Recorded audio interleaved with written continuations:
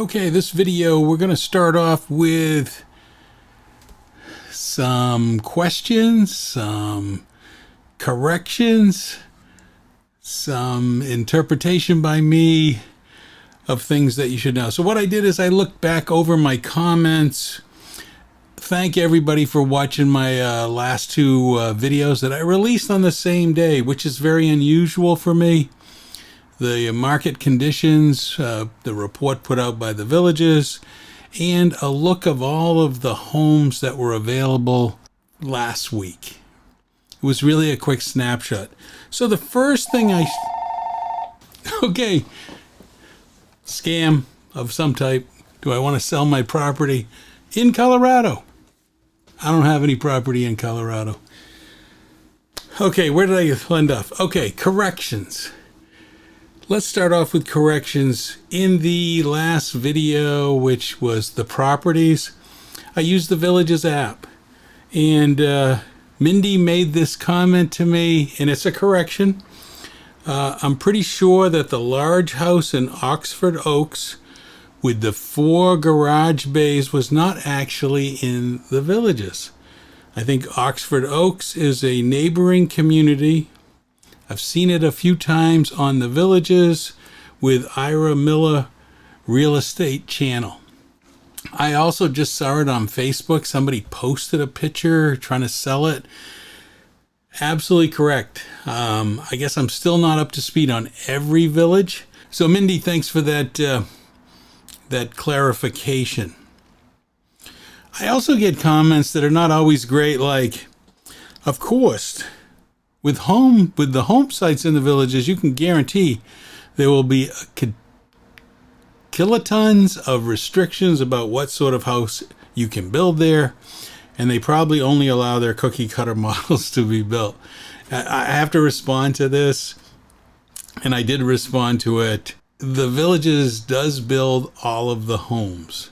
So yes, you're getting what you classify as cookie cutter. But there are over like 80 different styles, sizes, garages, configurations to pick from. So in my opinion, you get a lot of choices.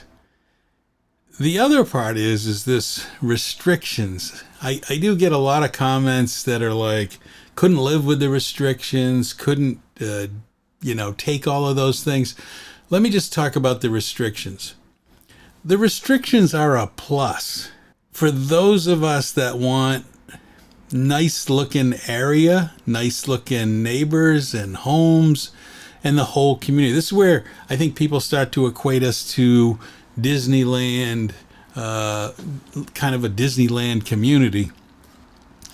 Because of those restrictions, we don't get the eyesores of normal communities. At one time I was going to go around and film communities in New England that were built with all like 3 types of homes, and they were, really nice homes.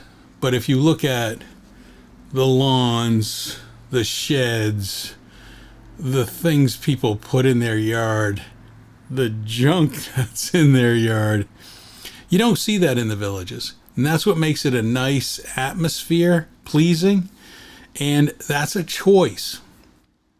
So people that go on Facebook and say, hey, I got to have a shed. No, you don't have to have a shed. Whatever you put in the shed, you put in the garage.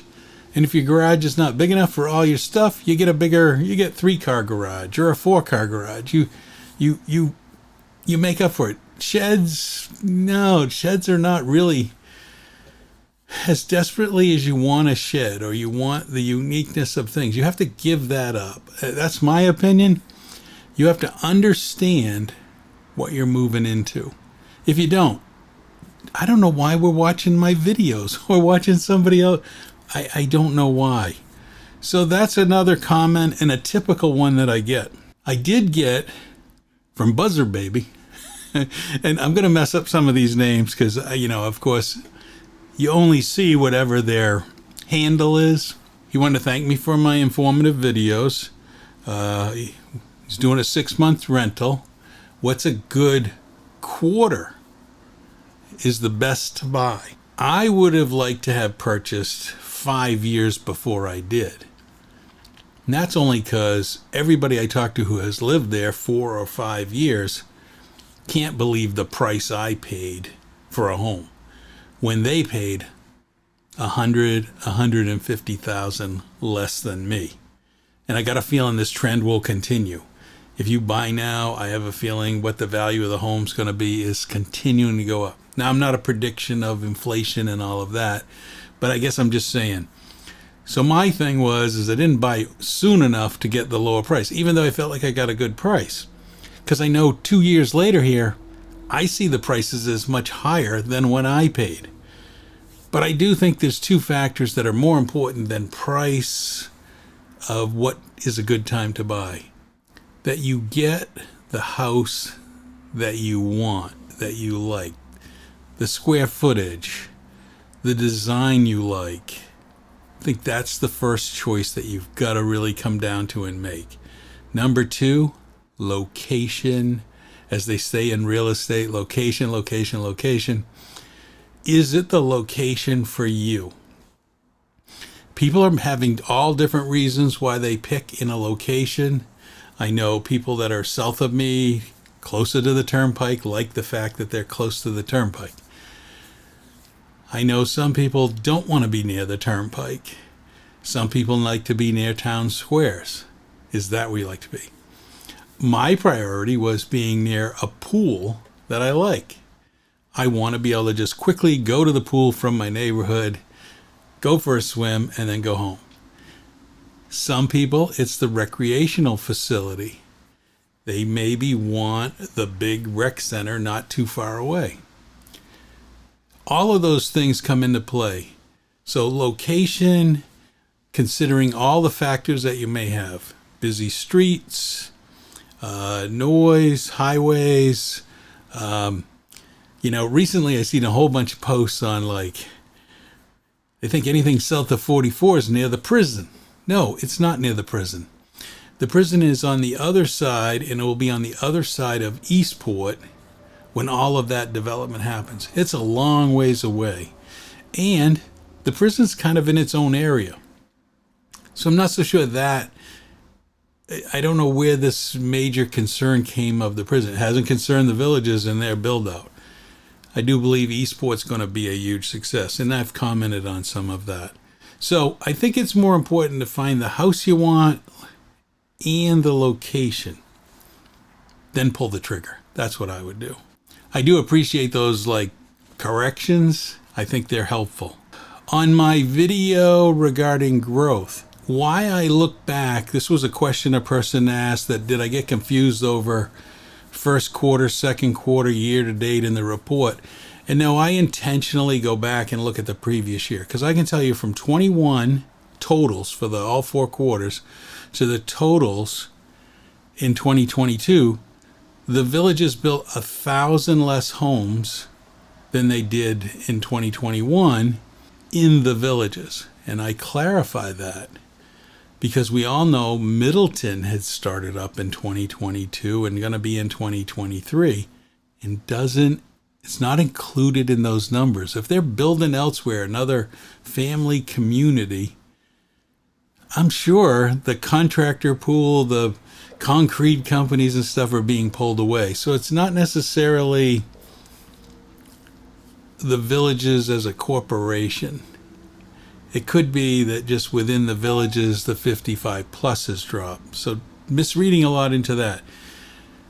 I don't look at the changeover from quarter to quarter because of what I already commented about. The second quarter is higher than the first quarter.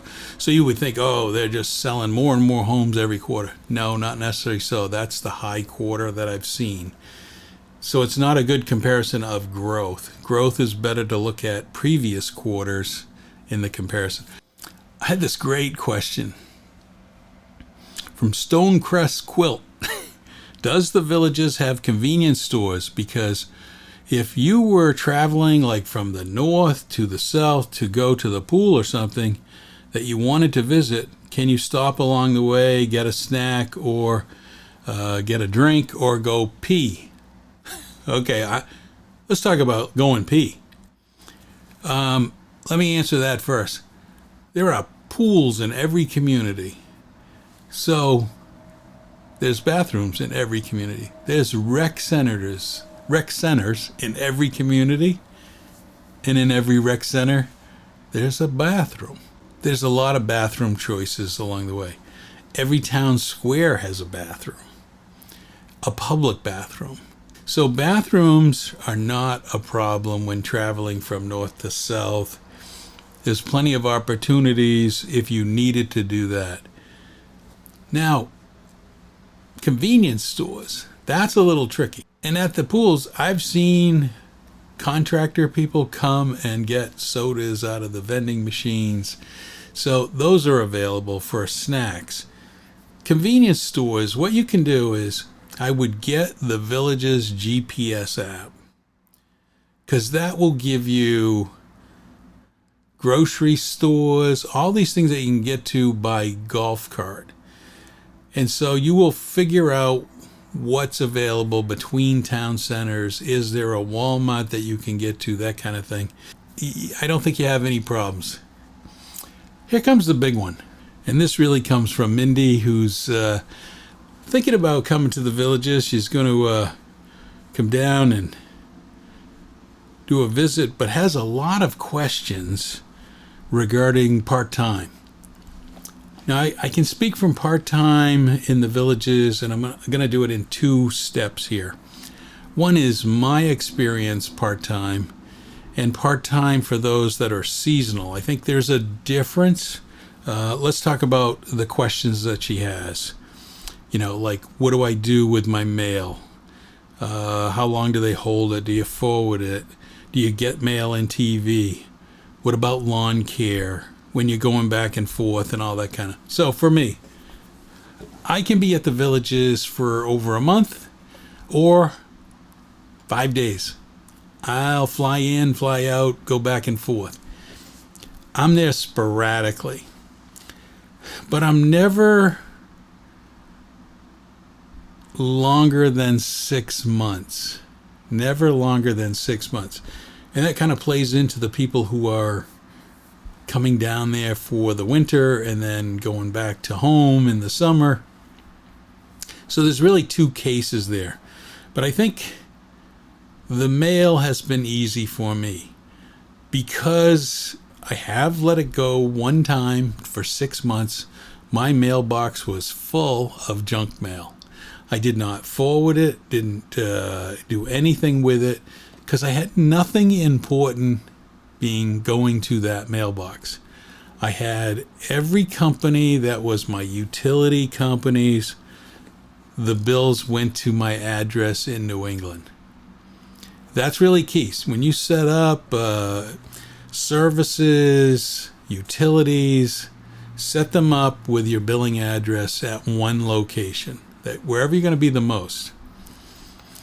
The other part of that is some of these services like lawn care, you can set that up, and some of them require it. Automatic payment. Now, I'm not a big fan of automatic payment. It's probably my age. It's probably scared that somebody will take all my money from automatic payments. But at a certain point, you kind of got to trust it. And some of the automatic payments can be credit cards, which now I have recourse if something were to happen or a bad payment or whatever. That's really what I do. I don't know, and I'm sure this happens to some that are total seasonal. You may be able to go to the post office and forward your mail for 5 or 6 months and then change addresses and forward it all back. It sounds like something that you could do with the post office, but you would need to look into the post office. Map out what your expenses are and make sure they bill you appropriately where you want to be billed. And if you can do electronic payment, that's the way to go. Well, I hope you've enjoyed this kind of corrections video and some of the questions that people ask. I do think some of these things are really important to you and important to people to know about. Hope you enjoyed this video. Like and subscribe. If you have questions, send them to me in the comments below.